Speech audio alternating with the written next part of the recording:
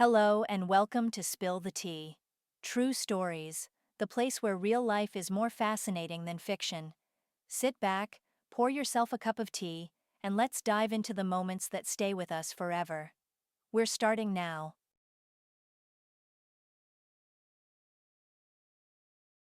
Well, there you see, young mother.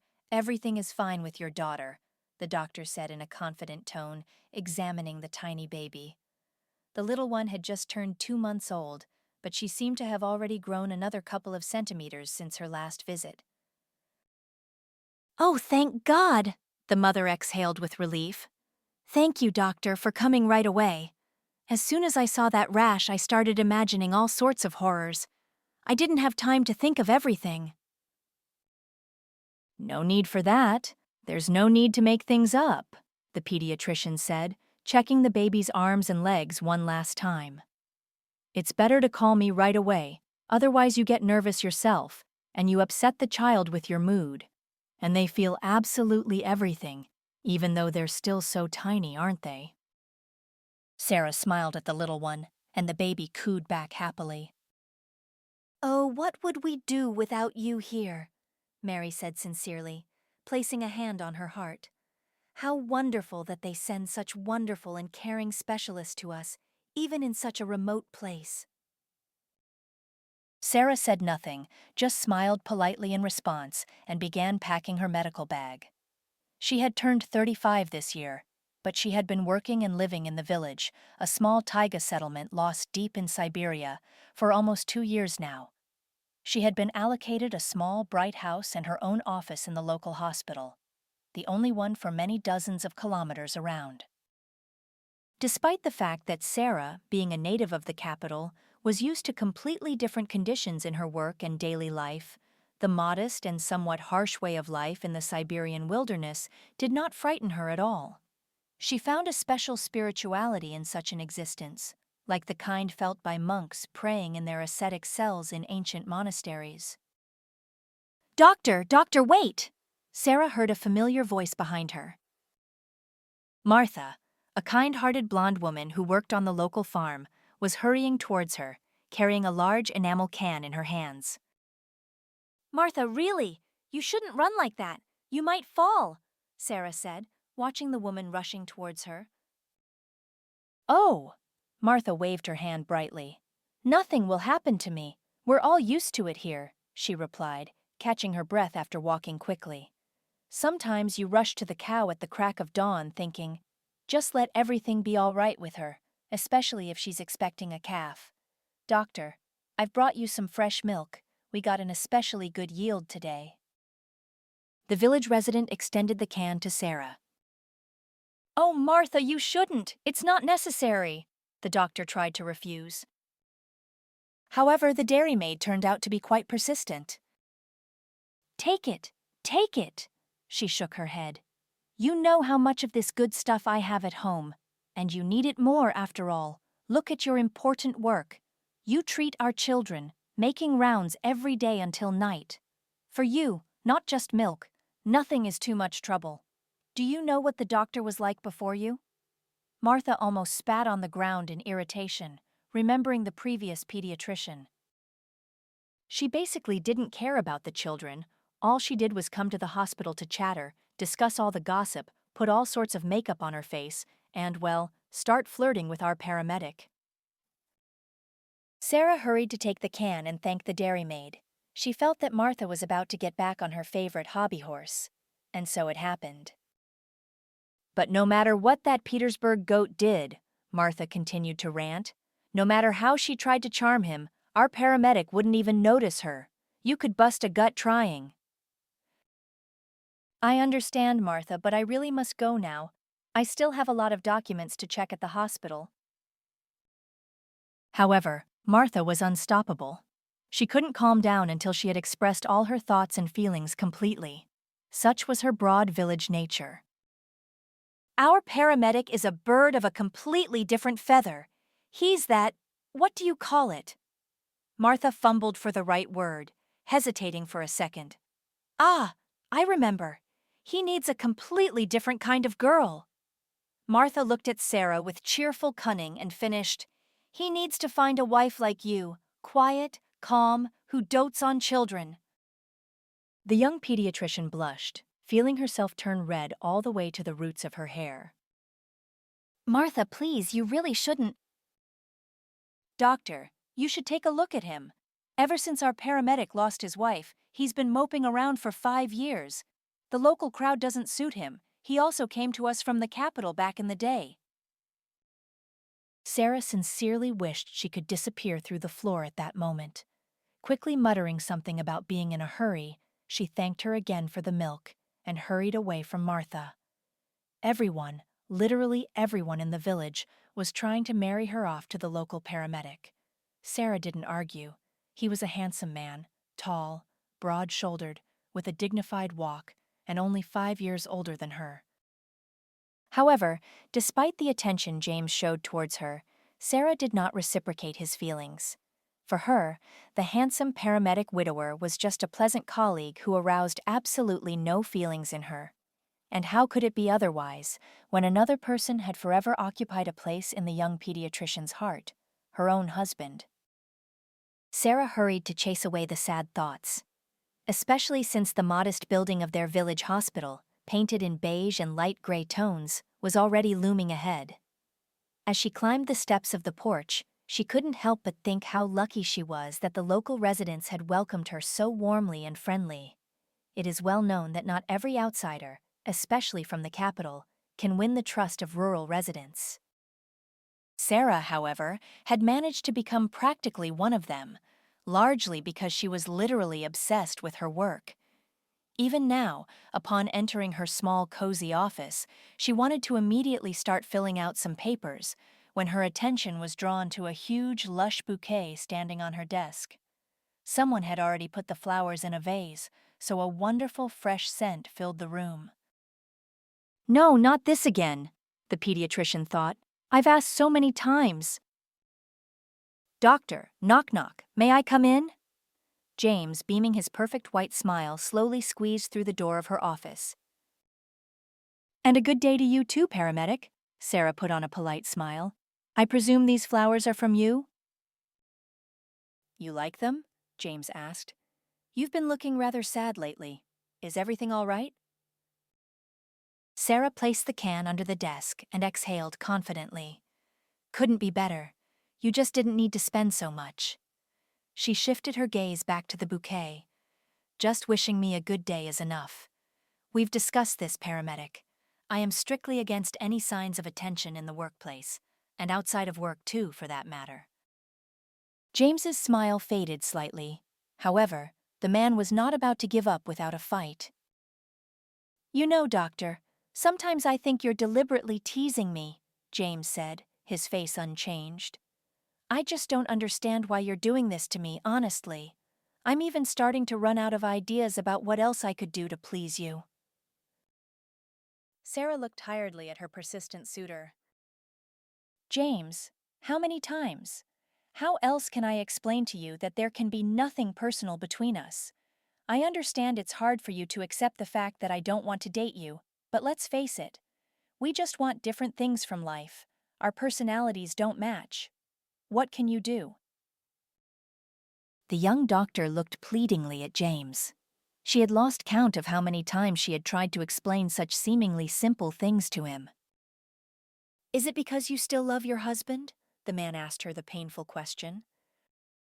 James knew that Sarah didn't like to remember her past life in the capital, and yet he never missed an opportunity to remind her of the reasons for her move to the village. Sarah's face instantly became impassive. "Excuse me, James, but I'm really very busy right now. I'm afraid we have nothing more to talk about." "I understand your feelings like no one else, doctor. Believe me, I've been in your shoes," James said in a serious tone. "However, sooner or later you'll have to return to real life. Sometimes we just have to accept that the closest, dearest people leave us. By letting go of the situation, you'll finally be able to look around and see that there are people nearby who care about you. I'll be waiting for you, doctor. I hope you'll soon realize that we have every chance of creating a wonderful family together." Sarah looked at James, her lips trembling and her eyes full of tears. "James, please!" she cried out, pale, unable to control her emotions, and then simply broke down and sobbed like a woman, burying her head in her hands. "Cry, doctor, cry," James said softly, leaving her office. "Maybe tears will sober you up. How long can you pretend to be a steel lady?" Sarah didn't answer him. She was simply unable to speak right now. So James had to leave her, finally leaving Sarah in the solitude she so desired. Sarah's mood was completely and irrevocably ruined. She spent the rest of the day filling out the medical charts of her young patients and their mothers, as well as seeing babies directly at the hospital. The young woman tried to behave as usual, friendly and polite. However, her heart ached. A familiar dull pain combined with strong anxiety began to gradually fill her heart from the moment James forced her to remember her husband again. "My love," she addressed him mentally every time her soul felt unbearably heavy. "I believe we will meet again." "Let others say whatever they want. Remind me however they want that you are surely no longer alive. I don't believe it. I don't believe it, and I never will. You are so strong, so brave. You couldn't have just—" In the evening, getting ready for bed, Sarah sat for a long time in front of the mirror, looking at her face, drawn from heavy thoughts and worries. Who would have thought that in just 3 years, a once young, energetic woman would suddenly turn into a woman dried up by grief, whose gray hair, shimmering like silver threads in her once perfect dark blonde hair, made her look much older and more serious than she actually was before. The young pediatrician loved to read before bed, not professional literature, but the most popular fiction she could get her hands on. Fortunately, in those days, living in the capital, she had no shortage of books. Here, the most she could afford was the Medical Herald magazine, and that was by subscription, which she had so foresightedly arranged at the post office the day she moved to the village. No online store delivered its books to such a distant and remote region. And to be completely honest, Sarah no longer felt drawn to intricate detective stories or magical adventures in a romance novel, which she had once loved so much. The world had long since lost all its colors for her, and only her work somehow kept her afloat. By immersing herself completely in the problems of newborns and their young, and sometimes not so young mothers, Sarah thus drowned out her own pain, which stung her in the very center of her soul every time she remembered that she herself was unable to have children. Sarah got up from the table where a small mirror stood and caught a glimpse of how thin and unremarkable her figure had become. The expression that loneliness dries up a woman in love described her perfectly during that difficult period of her life. She was lonely, and she loved. She loved with all her soul and all her heart, selflessly and boundlessly, one and only person who, most likely, was no longer alive. But despite all the darkest moments of her reflections, in that same heart where unbearable pain now surged, there remained a faint hope. A hope that lifted Sarah every morning and made her believe that one beautiful day she would still hear the familiar warm voice of her beloved husband. That night, Sarah couldn't close her eyes. Her thoughts kept returning to her past, to those wonderful and easy years when she and her husband were truly happy, and nothing overshadowed their quiet family joy. They made grand plans for the future and had no idea that all the happiness they had built with such effort and persistence could collapse in an instant. Sarah felt tears streaming down her cheeks again. "Oh, my God," she whispered to herself. "My love, my darling, forgive me. I'm such a sentimental fool." Before the poor woman's inner eye, colorful images of the years spent with her husband involuntarily flickered again, gradually plunging her into a deep, yet simultaneously beautiful and sad sleep, which the healer of children's ailments herself would have preferred not to see at all, so as not to become even more emotional after her inevitable awakening. Once, Sarah had a completely different life. The bright lights of the capital, working in one of the best clinics in the city, meeting friends on weekends, and shopping in fashionable boutiques. All this was an integral part of the young pediatrician's daily life. Sarah was born into a good, respected family of doctors. Her mother had worked in gynecology all her life, while her father was one of the leading surgeons at the largest institute. Sarah always saw her parents as an example.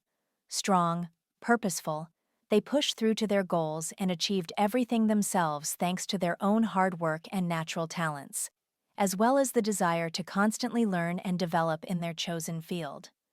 But besides all that, they also loved each other madly. Although they had been married for almost 25 years, their daughter dreamed of continuing the noble medical dynasty, choosing pediatric medicine for herself. Thus, Sarah was able to combine two of her passions in one profession: medicine and working with children.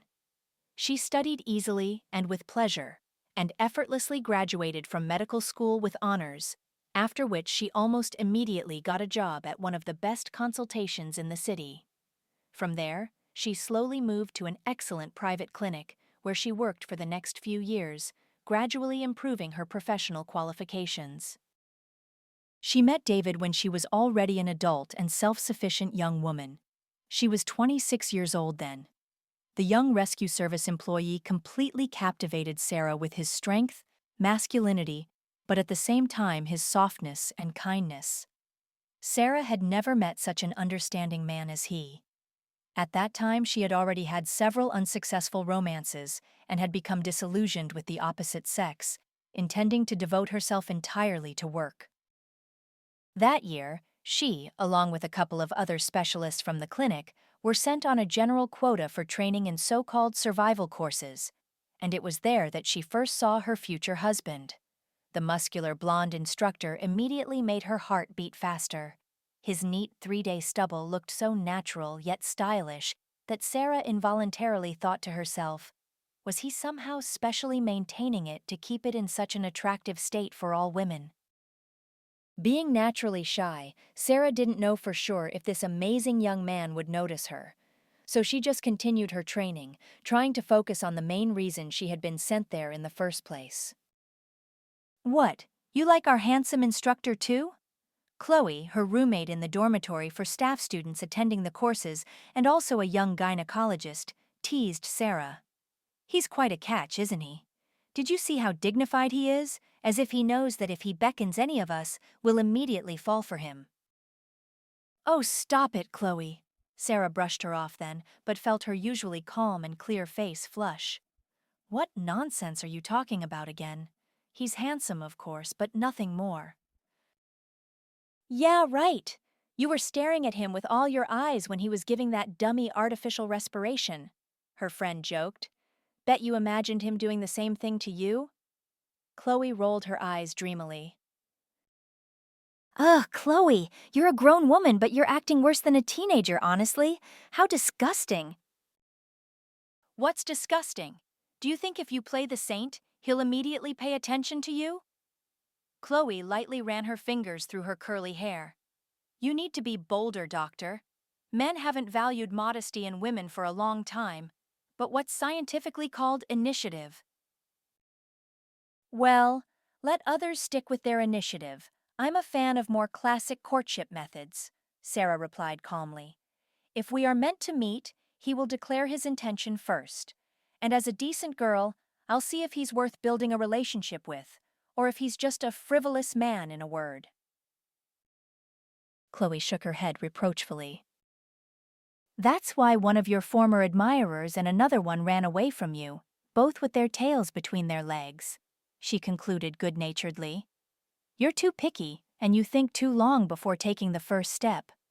Watch out, doctor. There are many other beauties hanging around here besides you and me. They might get ahead of you."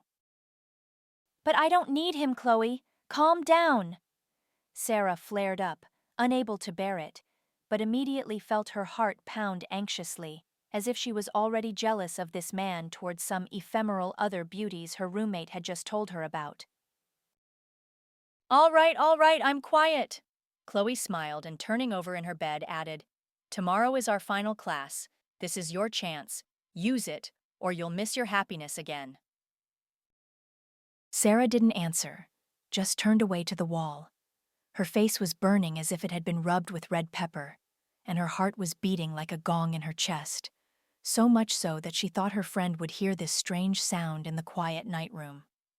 For the first time since her last breakup, and probably in her entire life, Sarah felt such strong emotions towards a man she didn't know at all. What foolishness, she chided herself. You haven't even exchanged words with him in these 2 weeks, and you're already seeing him as your fiancé. Foolish girl, go to sleep. Chloe is right. Tomorrow is an important day, the last class, which you need to pass with flying colors.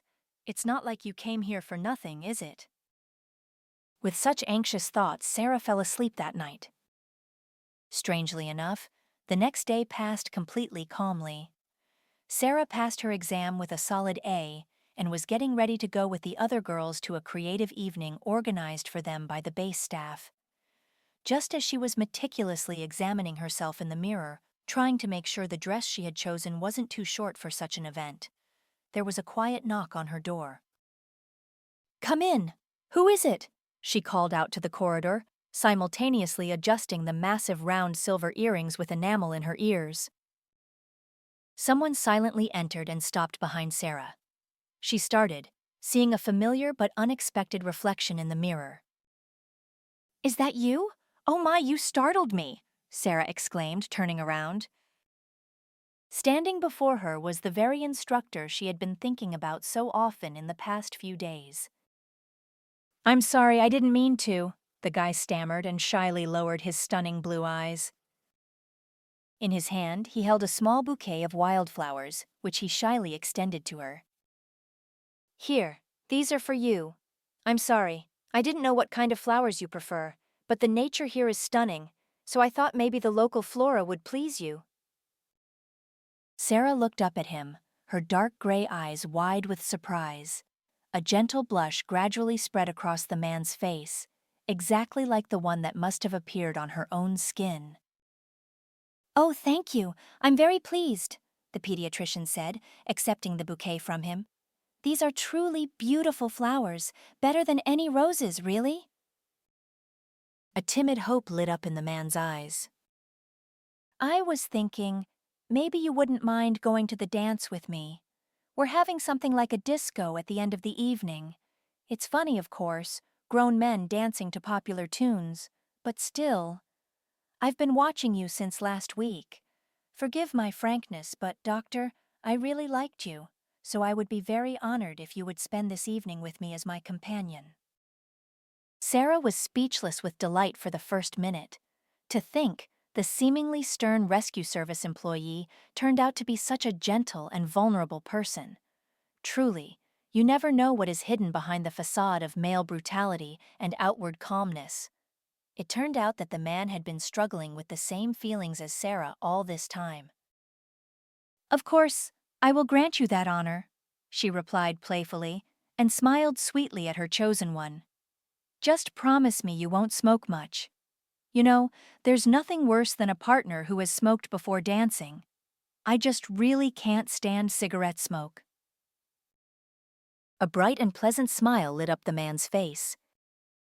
"Oh, that wish I can easily fulfill," the young man said, mimicking a fairy tale genie, "because I've never smoked and don't plan to start, so I obey and comply." The man put his hands together in the characteristic genie gesture and bowed slightly. Sarah, at that moment, didn't know where to put herself out of shame.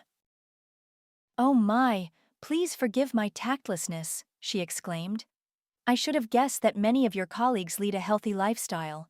It's just that both of my previous admirers didn't mind having a cigarette now and then, and I suffered terribly from it afterwards." Sarah looked into the man's blue eyes and bit her tongue. What possessed her to mention past men? But today, the emergency service employee took her words with understanding. He didn't seem at all bothered by the mention of her past romances. Offering her his arm, the man, like a true gentleman, escorted her directly to the local community center, where the rescue service employees had prepared a wonderful concert for all the students, with jokes, poems, and even songs of their own composition. Sarah particularly liked the latter and was greatly impressed by them. That evening, she heard a real bard's song for the first time.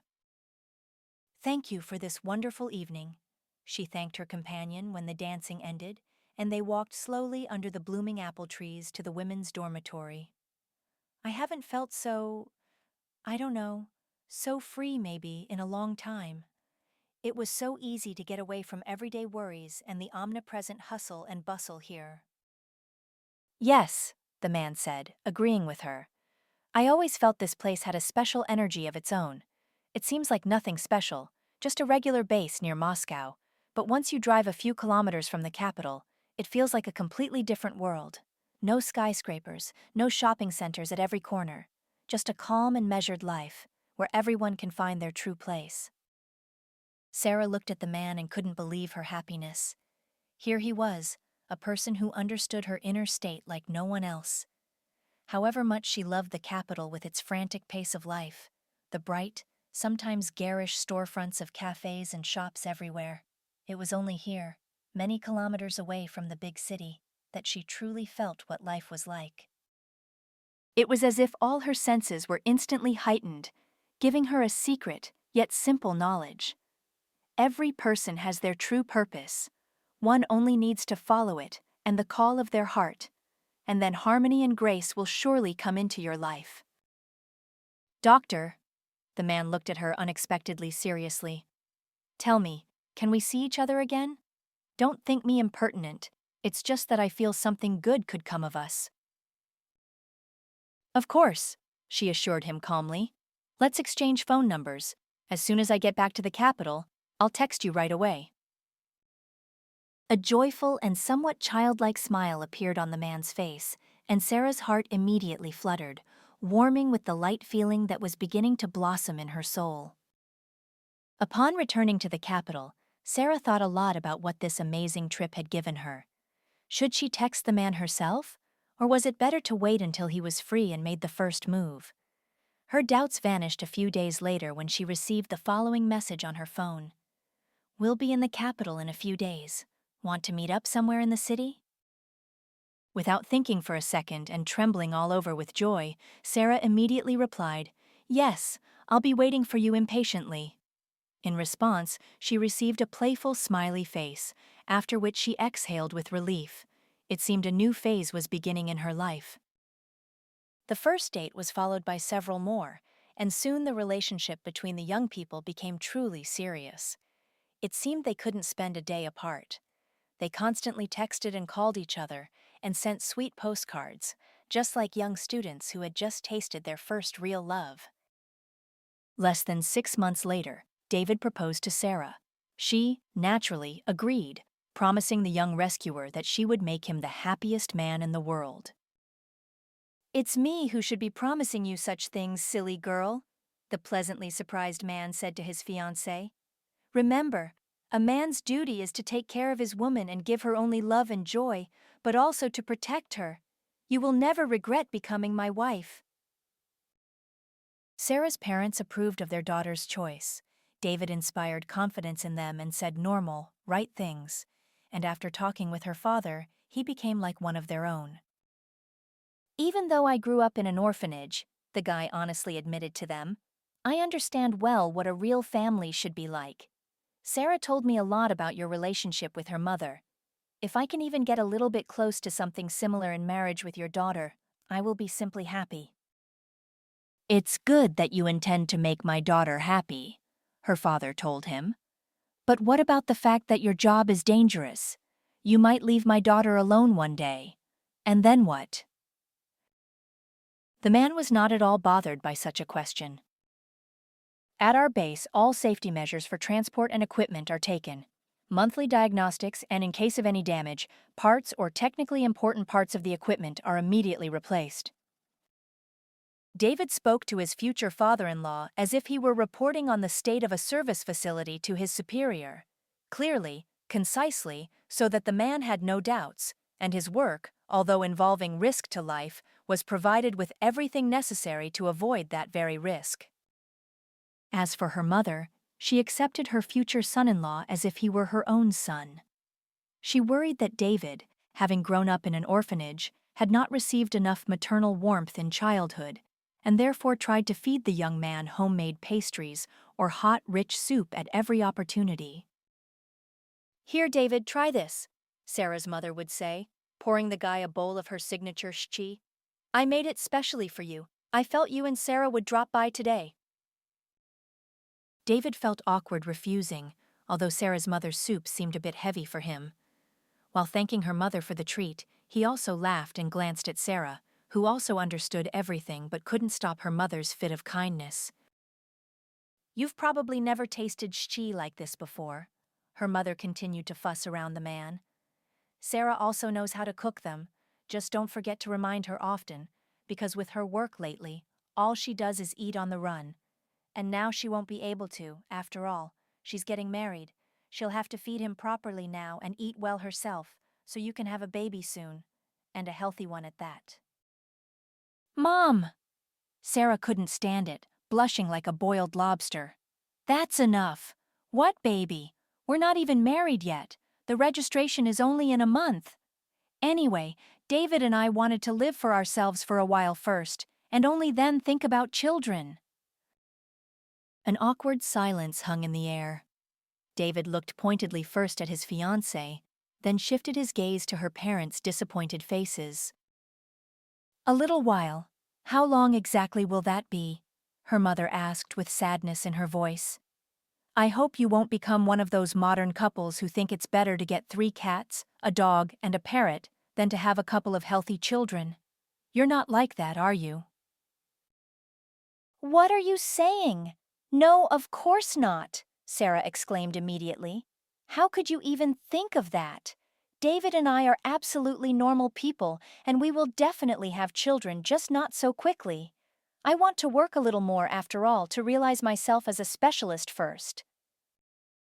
"Darling, but nothing prevents you from simultaneously pursuing your interests in pediatrics and being a mother," her father reasonably remarked. "We are not young anymore, and would like to cuddle grandchildren while we still have the strength." "Sarah only means," David unexpectedly joined the conversation, "that she and I have decided to wait a year or two until we finally decide that we are ready for a baby to join our family.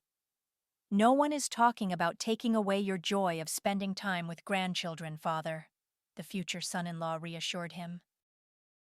"Well, if it's about that time frame, then all right," the father-in-law replied, chewing his lips. "So be it. Live for yourselves for now. Just don't drag it out, okay? After all, Sarah is already at the most suitable age. You never know what complications might arise during pregnancy if she wants to give birth after 30. Sarah squeezed the spoon with all her might.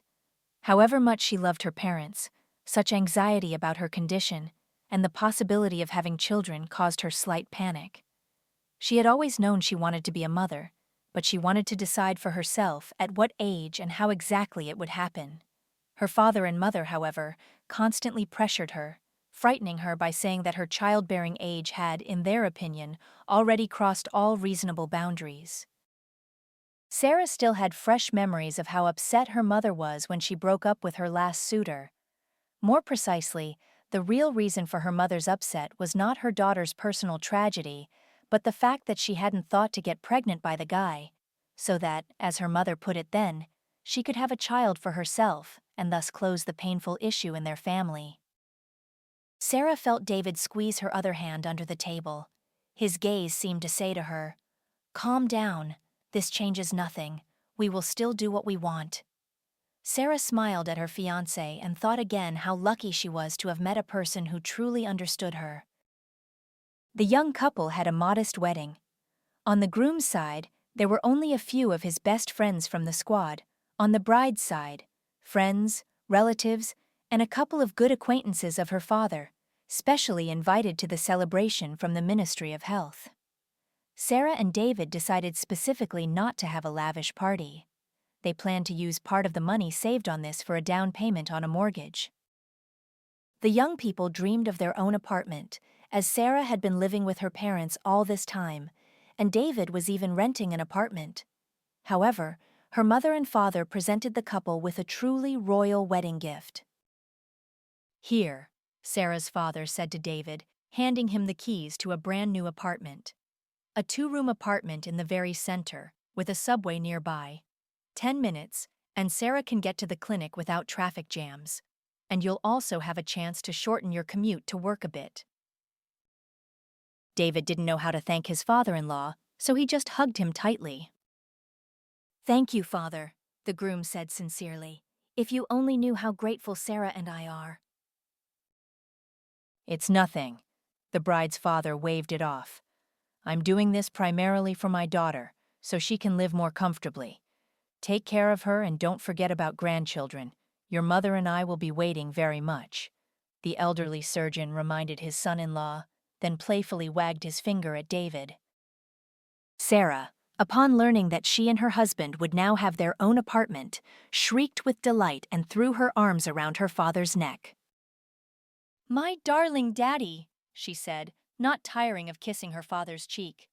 "You are the best, my dearest. How did you and Mom manage this?" "Well, we saved a little. I won't hide it," her father said, blushing with joy for his daughter. "Your mother and I decided to prepare a family nest for you in advance. We're not animals. We know how hard it is for young people to earn their own housing nowadays." Sarah and David felt like the happiest people in the world at that moment. They looked confidently into the future and believed that a long and wonderful family life awaited them. The first 2 years flew by for the young family like a single moment.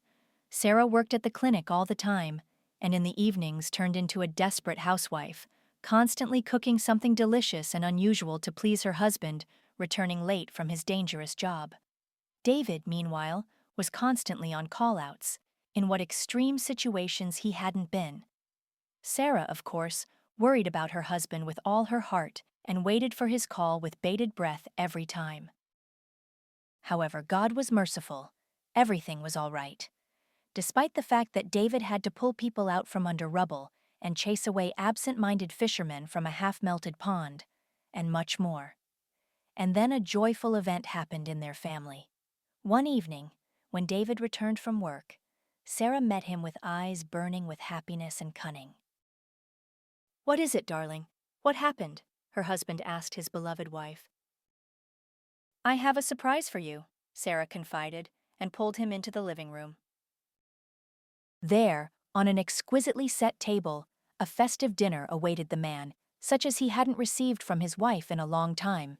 In the center, on a large painted porcelain dish, a large chicken baked French style in wine awaited him. Nearby, in a pot, lay boiled sweet potatoes with rhubarb and the freshest seafood, which Sarah had foresightedly arranged on a separate dish. And on the other side of the table, in a tall vase, appetizing fruits were visible, and next to them stood a bottle of excellent wine and, for some reason, a carton of orange juice. "Wow!" David exclaimed sincerely. "What's the occasion for such a celebration?" He kissed his wife and looked at her questioningly. "Did you get a promotion?"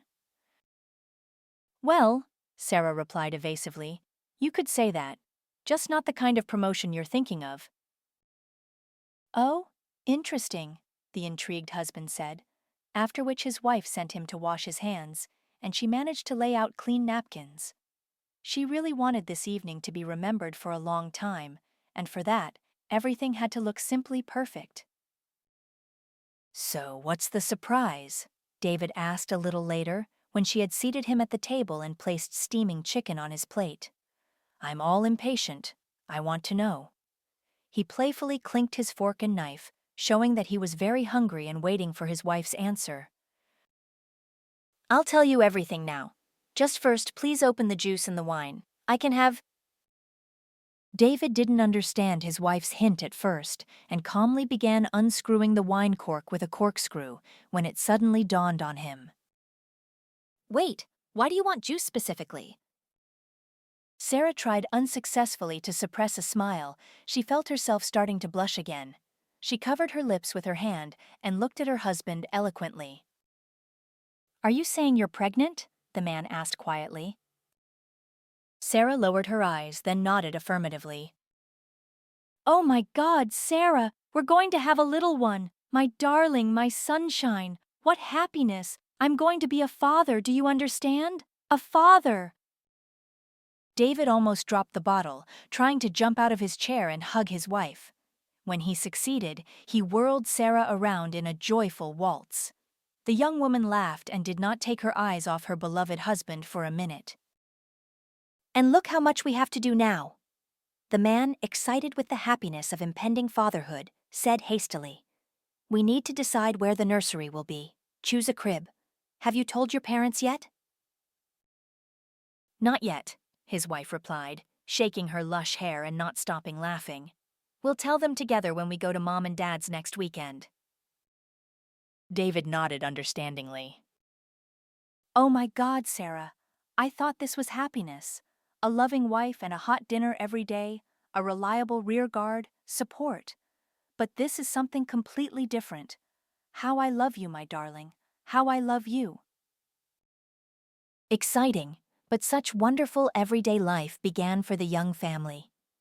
Everything seemed to remain the same.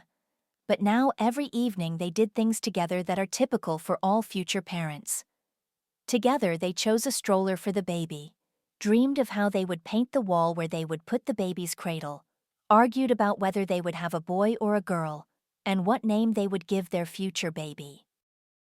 One day, when Sarah was already 3 months pregnant, she and David decided to spend their day off culturally, so they went to the theater.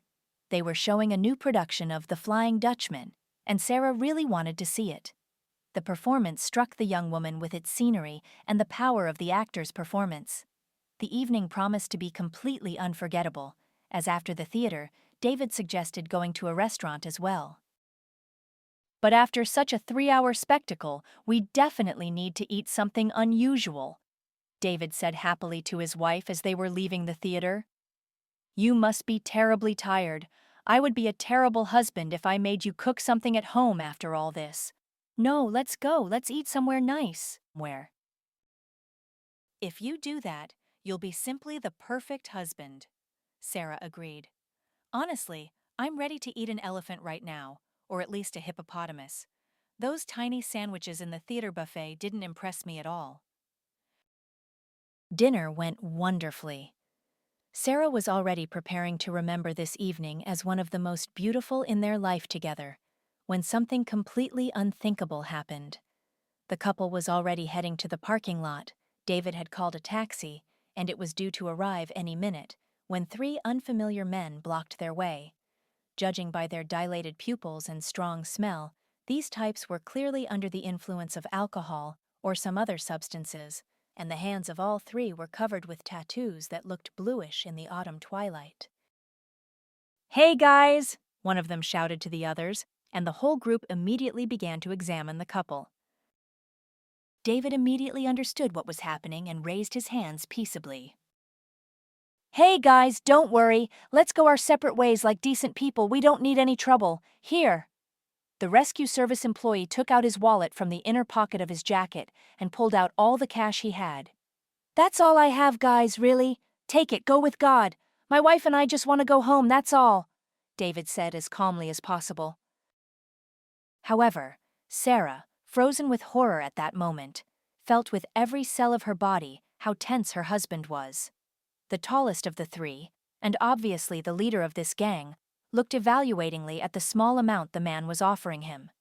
Then he took a couple of steps towards David and snatched the money from his hands with one swift movement. Like a monkey that had found a new toy at the bottom of its cage, the convict jumped happily in front of his henchmen. "Look, guys," he waved the banknotes in front of their faces. "People are understanding these days."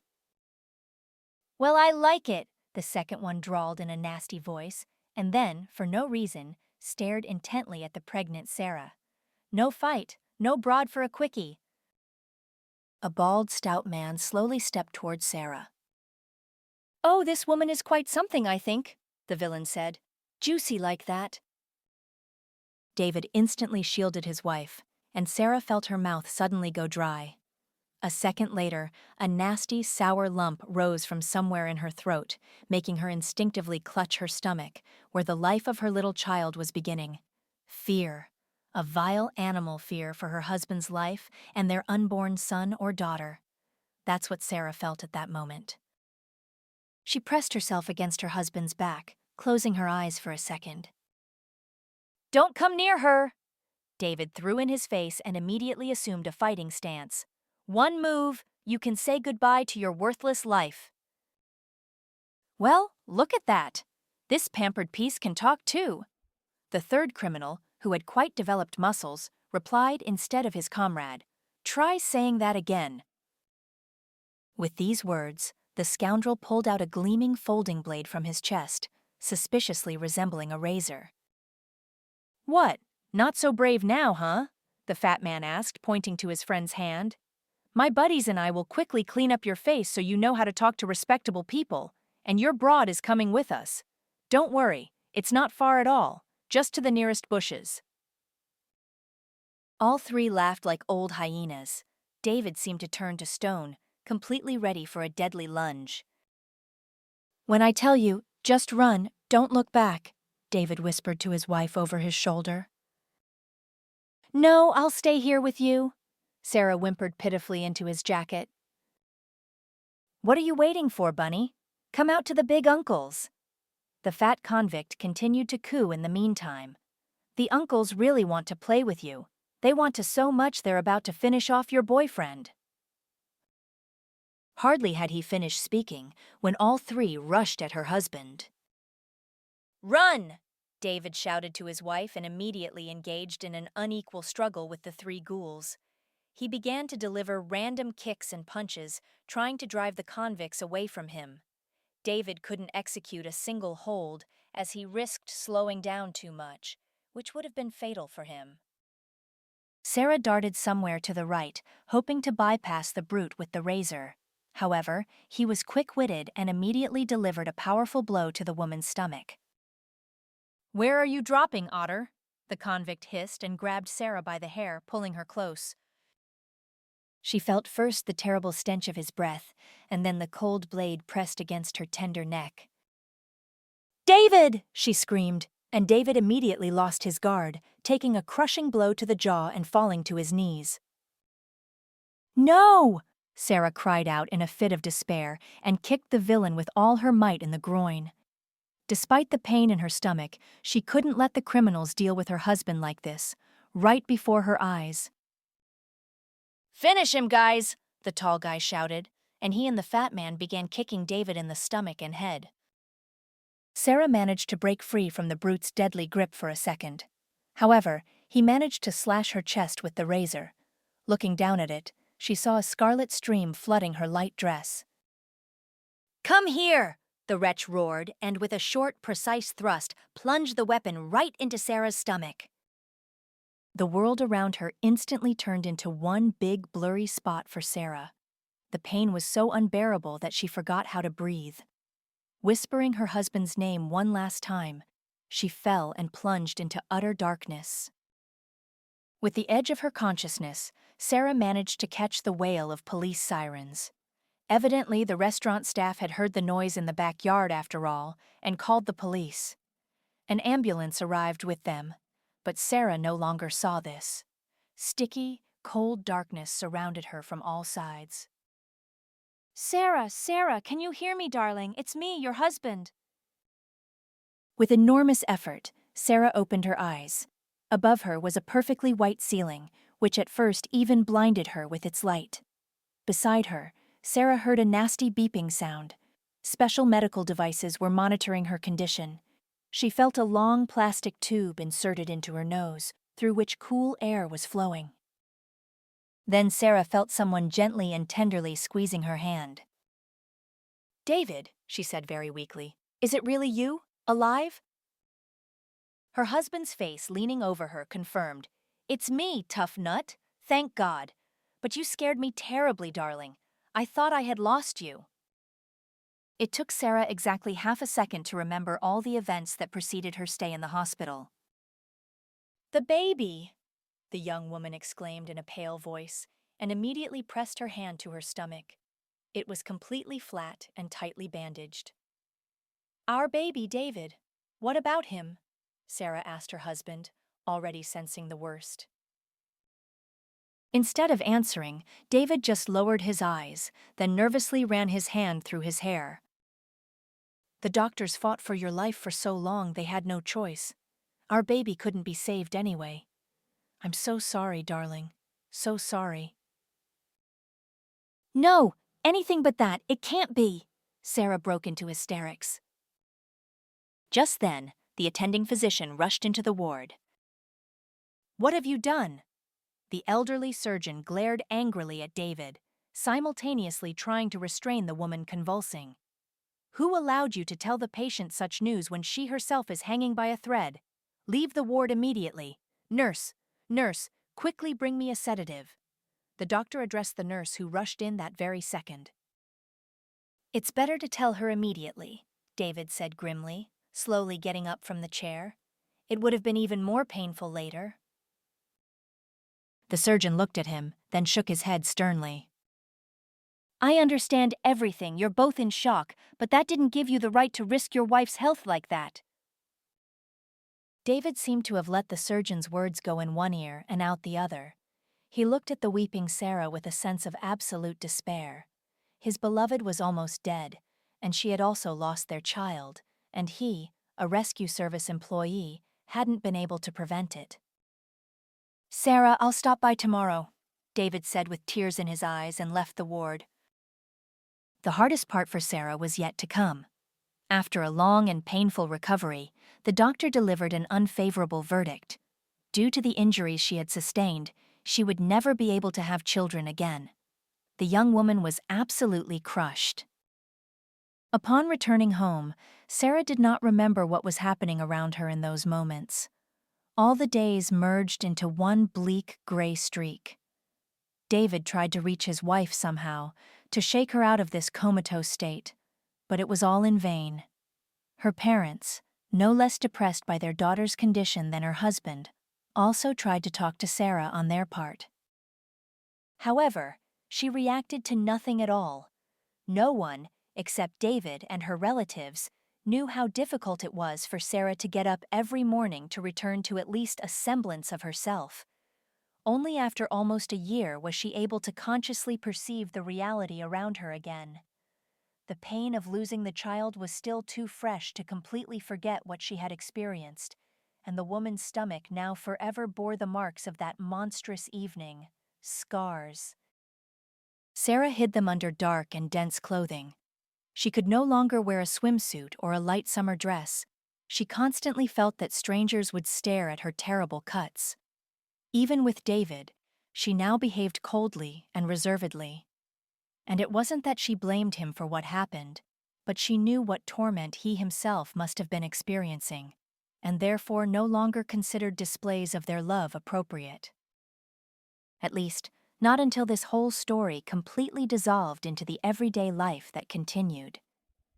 To recover and distract herself from the unbearable longing, Sarah went back to work. Although it was unbearably painful for her to see other people's children every day, she increasingly caught herself thinking that it was slowly, little by little, getting easier for her. The pain was very slowly leaving, sinking somewhere to the very bottom of her soul, leaving behind only calmness bordering on indifference. For a start, even this was salvation for Sarah. And then, just when she seemed to have found solid ground under her feet, her whole world shattered into tiny pieces from which she could no longer gather anything. This happened exactly 3 years ago, a year before Sarah finally moved to the village. David had gone on a business trip somewhere north to Siberia.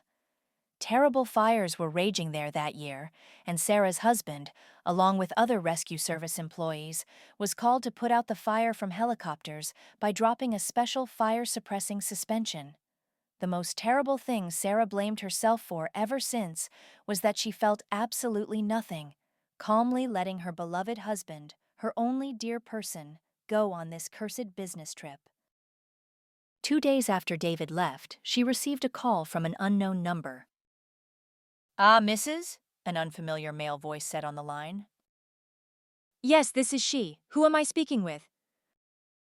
"This is Captain Miller of the emergency response team. Your husband." Sarah's heart immediately sank somewhere into her stomach. It became difficult not just to speak, but simply to think. "Yes," she replied barely audibly. Mrs. Be strong. Your husband died heroically while fighting the fire in the forest belt. Sarah felt as if the floor beneath her was slowly moving away. Grabbing the edge of the table to keep from falling, the pediatrician asked again, "What do you mean, died? No, there must be some mistake. He only flew out 2 days ago. I'm very sorry," Captain Miller said a little more gently. "Your husband's helicopter got into a difficult situation. One of its blades failed, after which the entire apparatus fell into the river. We found the body of one of the pilots immediately, but your husband's, he was probably carried away by the current down the river. Our divers are already searching the entire area there." Something inside Sarah weakly twitched. Perhaps it was the last strings of her nerves. Wait! Are you saying the man's body hasn't been found yet? But that could mean he had a chance. Maybe he's still alive. Maybe he was washed ashore somewhere and needs help.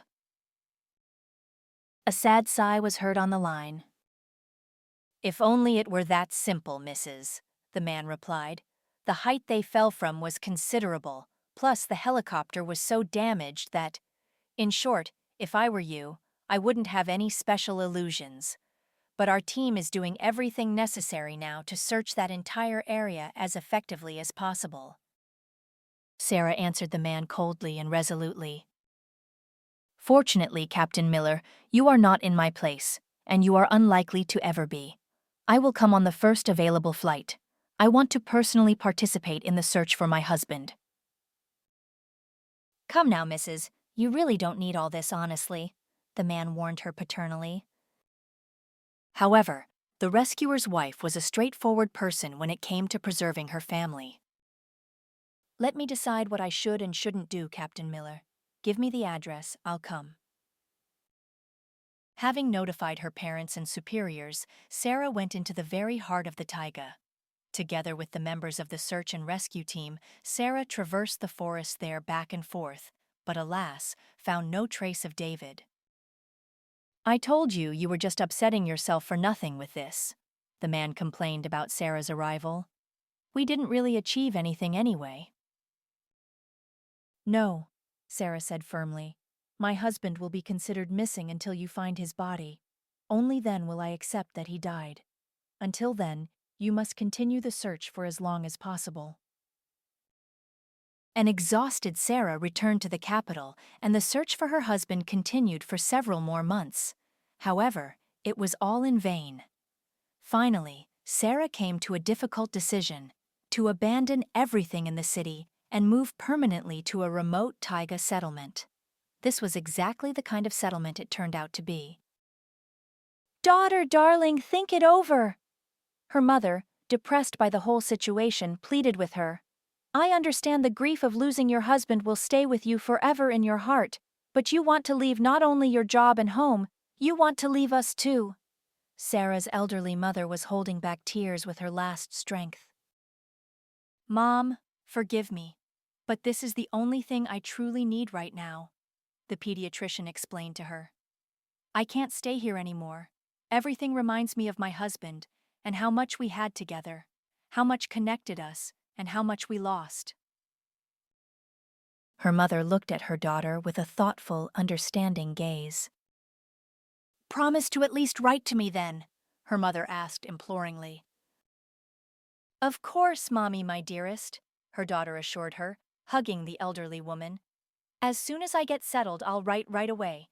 I've already arranged with the local hospital. They're taking me right into my specialty, can you imagine? The staff is very small there, only about 10 people, so there's no need to worry about rumors about me." "Oh, darling, rumors are such a contagion," her mother said, wiping her eyes with a handkerchief. "Even if you don't want them, they'll appear out of thin air. You're new to them, so at first they won't trust you. They'll watch you. Be patient for a little while. Maybe you'll fit into their way of life. Just write to me, darling. Don't forget about your mother and father." Sarah hugged her mother tenderly and promised her that she would definitely be all right. The next morning, she was already on a plane carrying her to the distant, unknown Siberian lands. When Sarah woke up the next morning after a difficult night full of dreams mixed with memories, Her head ached so much that she didn't know what to do with herself. After taking 2 painkillers, Sarah somehow made it to her medical post, hoping that the fresh air and the scent of forest herbs would cheer her up a bit. However, as soon as she immersed herself in documents, Martha burst into her office. "Doctor, doctor, help! You're our only hope left," the woman from the farm said, breathless from running. "Martha, what's wrong? Calm down, catch your breath. Shall I get you some water?" "No time!" The blonde, plump woman waved her hand. "Get ready!" "Where to?" Sarah didn't understand. "The girl, our healer's granddaughter, is very ill. I was at their house the other day, in the forest." Martha vaguely gestured around her. "The girl was already, you could say, wasting away before my eyes then. And this morning I brought them milk, and the healer told me, 'Call your doctor here, my potions aren't helping.'" Sarah had heard something about the local hermit healer. The elderly woman, who was rumored to be over 100, rarely appeared in the village, preferring to buy groceries and goods through local residents. Sarah didn't approve of the women going to the healer, but she couldn't do anything about it. They had been used to consulting her on all matters related to women's health since childhood. The only thing Sarah hoped for was that they would be smart enough not to entrust their lives and the lives of their young children to a midwife. Not long ago, however, a rumor spread in the village that the healer had a granddaughter. But no matter how hard Sarah tried to visit her herself to check on the baby, she couldn't find the old witch's forest hut. And the healer's daughter, Lila, flatly refused to see doctors. She and her grandmother, as Sarah understood, were generally against modern technology and medicine. "But they've ruined the child with their herbs!" Sarah exclaimed anxiously and immediately got ready to go. "How old is this girl anyway?" Martha thought for a minute. "She seems very small, only about a year old at most." "Even better," Sarah said, shaking her head. "Martha, can you take me there to the healer? Every time I try to go there, I get lost." Martha looked at Sarah strangely, then muttered quietly, "Strange. Somewhere." "Interesting," the dairymaid replied louder. "All right, just follow right behind me. The area is swampy. It's easy to stumble." Half an hour later, the 2 women were walking through the impassable forest thicket. Martha walked easily and briskly, almost flying over snags and sharp branches, which seemed to avoid the village resident. For Sarah, this journey turned into a real hell. By the time they reached the edge of the forest where the healer's neat hut stood, Sarah felt completely drained and also scratched all over by the local trees and bushes. "Here we are," Martha said contentedly, pointing to the healer's house. "With your permission, I'll go home. I still have 1,000 chores to do around the house."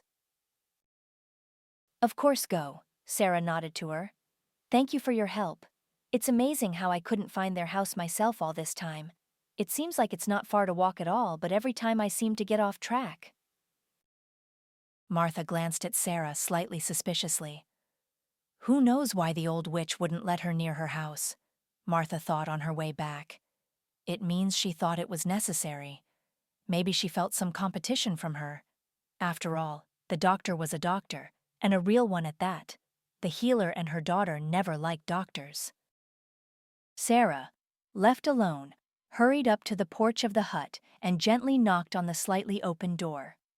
No one answered the pediatrician. Then she decided to go inside herself without an invitation. The atmosphere inside was the most mystical imaginable, as if Sarah had visited Baba Yaga herself. Bunches of various herbs hung everywhere, jars with incomprehensible preserves stood around, and there was a sharp scent of juniper and spruce needles. The young woman went into the living room, hoping that the sick child was lying somewhere here. The room turned out to be quite ascetic. An old oak table, a couple of chairs, a kerosene lamp, a chest of drawers, and a couple of framed photographs. One of them depicted a girl in a sundress-like dress, similar to those worn when burning the effigy of Maslenitsa in spring. She stood embracing a very old, wrinkled woman, like a dried olive. Apparently, these were the healer and her daughter. "Good heavens! How old is her daughter then? Sarah thought to herself in surprise. If it's true that her mother is 100, then this woman is definitely a witch, and she even managed to have a child. Sarah put the photograph back and looked at the second picture, and right then, something inside her seemed to snap. What did you come for? A cawing old woman's voice sounded behind Sarah. If I had my way, you'd still be wandering in the swamps. But it seems a hopeless situation has arisen today. The taiga itself let you through to me. Sarah slowly turned to Agnes, meeting the gaze of her unkind black eyes like a raven's pupils. Agnes turned out to be very small, less than half of Sarah's height, but nevertheless looked very resolute and a little hostile. Where did you get this? Sarah asked, pointing a finger at the second photograph. There, with a thick beard and long hair hanging down, stood her husband. Of course, he had changed a lot physically, become rougher, and his gaze had become withdrawn. But it was definitely him. You will put that back, the old woman said strictly. It's not yours, so there's no need to look. Sarah's lips trembled with a fine tremor, and her knees instantly went weak, turning to cotton, just like that time when she tried to run away from the bandit. I won't do anything until you tell me where you got this photo, Sarah almost shouted in Agnes's face. The woman chewed her colorless, dry lips for a moment, then finally replied, You'd better ask him. You'll see him soon. He went to the city after you two, but you missed each other. God knows. That's your fate. Agnes sighed heavily, then asked with emphasis, Well, are you going to treat my child or not? Why did I call you here? Sarah seemed to awaken from a long sleep. Everything inside her was trembling. Show me your granddaughter. The doctor finally nodded and followed Agnes into a small room, whose ceiling was even lower than in the living room. Here, in a tiny crib, lay a small pale girl, only her cheeks were burning with an unusually bright blush. Is this the girl? Sarah asked, immediately getting to work. She examined the baby and stared at Agnes in horror. Well? She's been ill like this since the day before yesterday, and she's only getting worse. I don't understand why my potions aren't helping her. Do you understand that your granddaughter has pneumonia? Sarah asked loudly, her eyes flashing. The girl needs to be hospitalized immediately. Thank God Martha brought me to you. A little longer, and you would have lost the child. Do you understand that? Agnes's face wrinkled even more, as if she had bitten into a sour apple. Don't shout, I understand, the old woman replied submissively. No, I'm just wondering where her mother is, Sarah asked, looking angrily at the elderly woman. No, you had to let it get this bad. That's it. Now it's only an IV drip and praying that the baby comes around. The child under the pediatrician's hands made a weak sound. Oh my God, she's burning up, Sarah said, and took a syringe and an ampule of medicine from her bag. And what's that? Agnes asked distrustfully, looking at the ampule. And you're going to inject it? You mean microchip my granddaughter? I won't allow it. And Agnes blocked Sarah's access to the crib. Calm down. This is a standard antipyretic used in such cases for children, Sarah replied confidently, looking her in the eyes. The old woman hesitated but moved aside, allowing Sarah to give her granddaughter the injection. Now she should feel better, Sarah said and looked at Agnes. What words you know? Microchip my granddaughter. Imagine that. And how should I know what's in the heads of you outsiders? Agnes asked with indignation. Look at her daughter, my adopted daughter. She went into the forest the day before yesterday and hasn't returned since. Maybe your colleagues took her for experiments? The next moment, large tears rolled down Agnes's eyes. Sarah realized that the woman was not entirely in her right mind anymore, and it would be better if she took the girl with her to the hospital.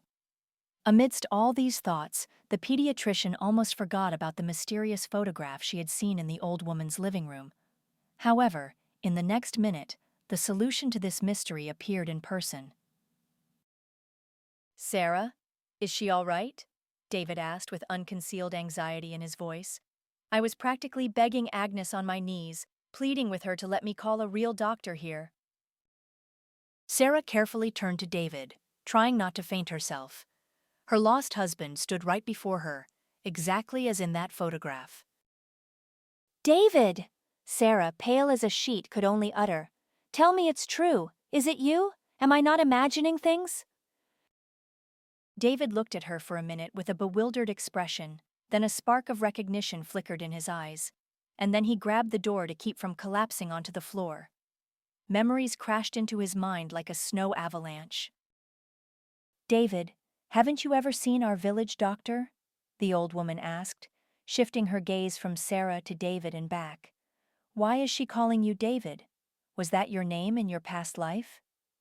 And then Agnes looked closely at the pediatrician, and only after that said with dislike, So it was you he was calling for in his fever?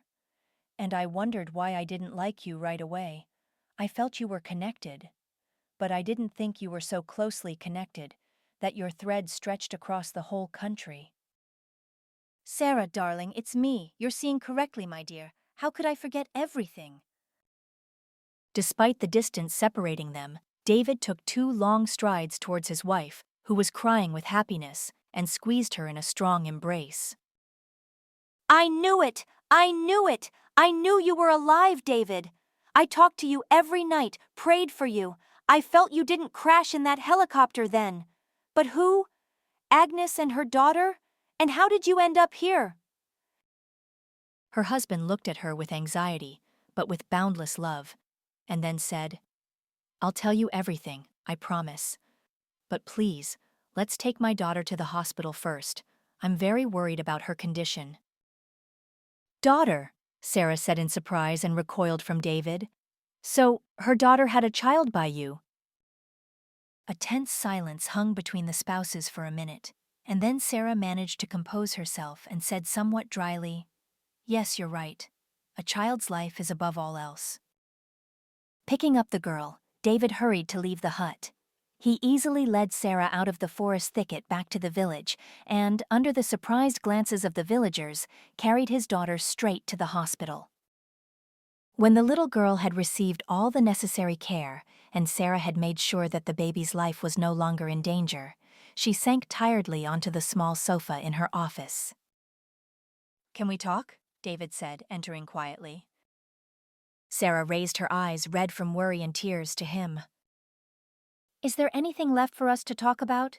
She asked in a colorless voice. David carefully entered the office and locked the door behind him. Sarah, I have so much to tell you, he began.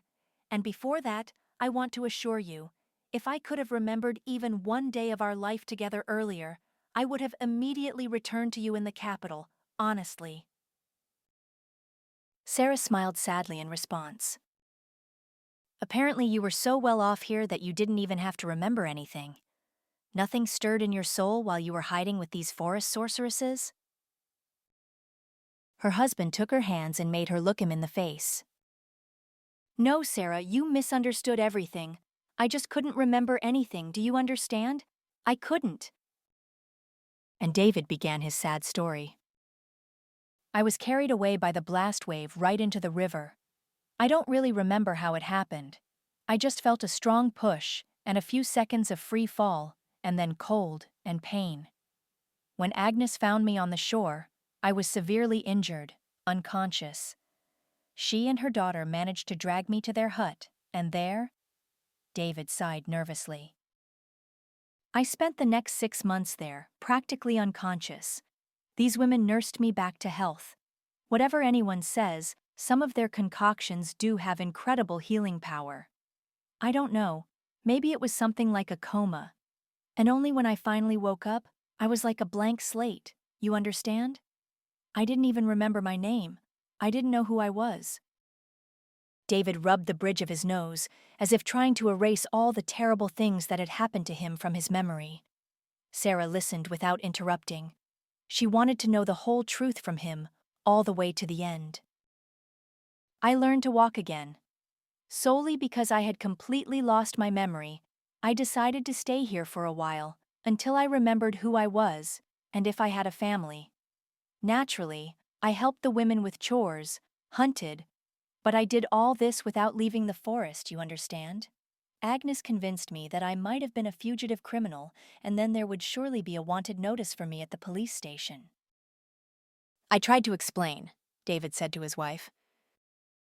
There was, Sarah replied detachedly. Only on that notice you were listed as missing. Sarah covered her face with her hands, unable to process all this information. Oh my God, I looked for you for so long and you— I'm alive, David replied firmly to this. I'm alive and sitting here trying to explain everything to you. But how do you explain the daughter? His wife led him to the main point. David looked somewhere into the distance, momentarily lost in his own thoughts. I love the little one very much and want to take her with me when everything is over and she is fully recovered. It was a moment of weakness, Sarah, you must understand. I didn't remember anything, absolutely nothing, and her daughter was so kind to me. When she said she was pregnant, I understood that no matter what happened, I would take care of my daughter. His wife turned away. She didn't want David to see her face right now. Only her daughter is no longer here, Sarah. What? Sarah didn't understand. Her daughter is gone? Remember Agnes said she went into the forest and hadn't been home for 3 days? Well, I found her today. What happened to her? Sarah whispered, sensing something bad. She's dead, David replied curtly. Oh my God! Sarah exclaimed and covered her mouth with her hands to keep from screaming. How did that happen? Her husband rubbed his palms, sweaty with fear. Sarah had never seen him so frightened. Apparently, she went to gather herbs and berries, but, in short, it was a bear. I only recognized her by her dress and her basket. Sarah felt her legs turn cold. Are you going to tell Agnes? David just shook his head. I suspect she's already guessed. Let her think her daughter drowned in the swamp rather than learn such a terrible truth from me. They have slightly different concepts of death here. I buried her daughter there, in the forest. So Agnes, God willing, won't stumble upon her. The taiga gave, and the taiga took back. Agnes said she found her daughter as a lonely teenager. She was supposedly hiding in the forest from her stepfather. So she took the girl in. Don't be angry at her, Sarah. She was truly a very good person. What? How can I now after learning something like that about her? Sarah felt shame burning inside her mercilessly. Alas, it was only after the news of her daughter's death that she could see her as a person who had saved her husband's life, and not as a treacherous homewrecker. Sarah, David asked softly, let's leave here when the little one gets better. Shall we leave? Can you forgive me? Sarah looked into her husband's blue eyes, and at that very second made the only right decision. Of course, David, I am still your wife. And so it happened. As soon as the little girl recovered, David and Sarah, quickly packing for the journey, were ready to take a bus to the nearest airport that very evening, from where a helicopter could take them to the mainland, and then they could get to the capital by a regular plane. David wanted to go say goodbye to Agnes, when Martha shocked him with tragic news. It turned out the old healer had passed away the night before. Apparently, she couldn't survive the loss of her daughter, the dairymaid suggested then. And her age, too. No one knew exactly how old Agnes was. Sarah, upon learning of the old woman's death, even shed a tear. However she felt about her and her unconventional methods of treatment, she never wished her such a fate. Don't worry, doctor, Martha assured her. We'll bury Agnes properly, according to Christian custom. The pediatrician thanked the kind village woman, and saying goodbye to everyone except the persistent James, left with her husband and the little one back to the capital. Upon returning home, they first officially adopted the little girl and restored all of David's documents. Sarah's parents were happy to learn that their son-in-law was alive after all. They threw a big party for the occasion, and the little girl became the long-awaited granddaughter they had been waiting for almost 10 years after their daughter's wedding. David returned to work at the rescue service, but due to his injury, he could no longer work in the field, so he returned to what he had started with. Now he consults and trains young recruits. He is now full of strength and energy and wants to make his life calmer and more constructive, dedicating most of his time to raising his daughter and his beloved wife. Sarah, meanwhile, continued working at the clinic, returning to her previous duties. As before, she treats children, only now she has her own little daughter waiting for her at home, whom she loves more than life and for whom she thanks God every day.